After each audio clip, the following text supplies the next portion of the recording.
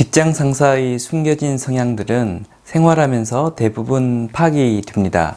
설령 몰랐다 해도 뒤늦게라도 맞춰 나가면 크게 문제될 게 없는 것이 대부분입니다.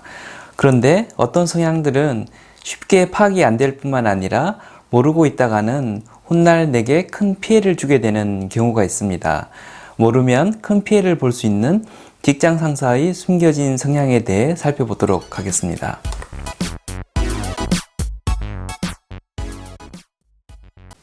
안녕하세요. 커넥팅닷TV의 장프로입니다.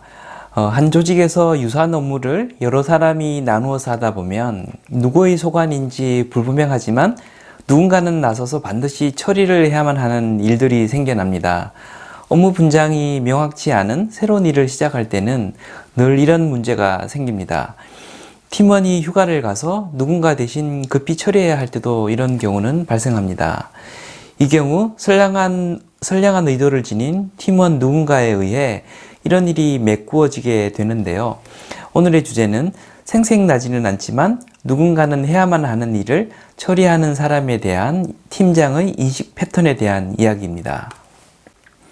대다수의 한국적 정서를 가진 리더들은 이런 활동을 하는 선량한 팀원들을 알게 모르게 다 파악을 하고 매우 우호적인 눈으로 바라보는 것이 일반적입니다. 그런데 소수이긴 하지만 일부 리더들은 이런 활동이 팀의 정상적인 활동을 위해 필수 불가결한 요소라는 사실을 생각만큼 중요하게 인식하지 않는 경우가 있습니다. 경우에 따라선 여기서 한 발 더 나아가 네 일이나 잘하지 웬 오지랖인가 하는 시각으로 바라보는 경우마저 있습니다. 제 경험상 이런 성향의 리더들은 외국계 회사, 그 중에서도 서구적인 사고를 가진 리더들에게서 많이 나타납니다. 조직 문화나 조직 전체의 성과에는 관심이 없고 나와 내 조직의 성과만 생각하는 다소 이기적인 리더들에게서도 종종 나타나곤 합니다. 다른 조직으로부터 욕을 엄청 얻어먹지만 성과가 좋아서 승승장구하는 젊은 리더들의 경우에도 이런 속성이 나타날 가능성이 높습니다.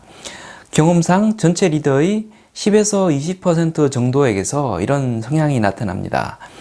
이런 리더들은 과정보다는 결과에, 인간관계보다는 성과에 집중하는 경향이 있고 명시적으로 주어진 역할만 챙기는 자신과 비슷한 부류의 사람들을 유능한 사람으로 평가하는 경향이 있습니다.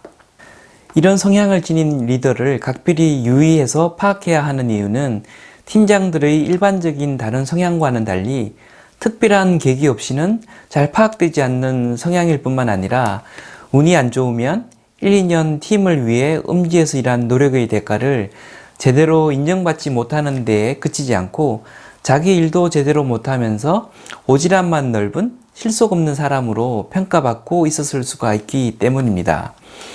자신의 일을 또박또박 완벽하게 처리하면서 생색나지 않는 공동의 업무마저 제대로 처리하고 있다면 아무 문제가 없습니다.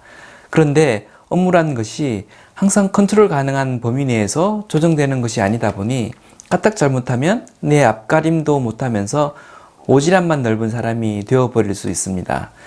팀을 위한 본인의 헌신이 헌신짝 취급을 받지 않게 하려면 팀장의 성향을 주의 깊게 파악할 필요가 있습니다.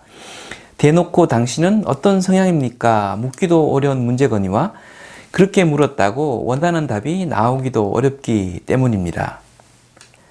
이런 이슈를 슬기롭게 대응하기 위해선 직속 상사의 관심사, 더 정확히 말하면 직속 상사의 KPI를 이해하려는 노력이 필요합니다.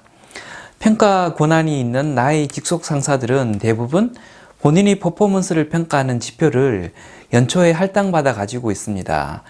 그 평가 지표에 따라 연봉이 변동하고 임원 승진 여부가 결정되기 때문에 KPI에 목숨을 걸고 있을 가능성이 높습니다.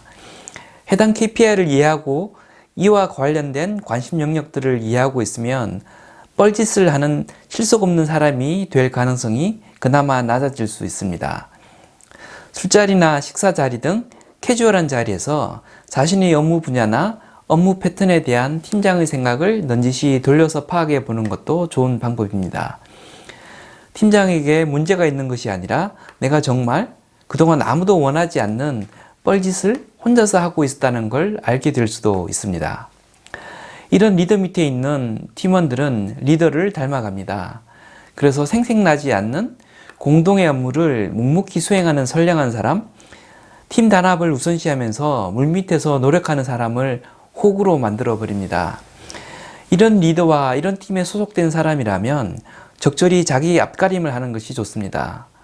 구멍난 공동의 업무가 발생하면 정상적인 절차를 거쳐 리포팅을 하고 다른 사람들과 나누어서 수행을 하거나 내가 하더라도 내가 했다는 사실을 팀원이나 팀장에게 인식을 시킨 후 업무를 수행하는 것이 좋습니다.